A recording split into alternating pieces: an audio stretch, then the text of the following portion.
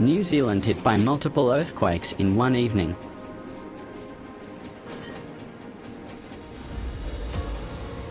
New Zealand was hit by a strong earthquake on Wednesday, with tens of thousands of people feeling the tremors on both of its main islands. According to the US Geological Survey, the earthquake had a magnitude of 5.7. While New Zealand's seismic monitoring agency, GeoNet, registered it as a magnitude 6.1. The earthquake struck the Cook Strait off the coast of Wellington, the capital city, at a depth of 46 miles. A second earthquake, with a magnitude of 4.0, was registered near Taumarunui, 227 miles north of Wellington. No tsunami warning was issued. Over 60,000 people across the country reported feeling the earthquake.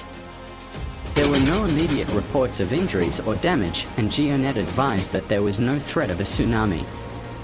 The earthquake hit as New Zealand continued to combat the effects of a recent cyclone that caused destruction in the North Island.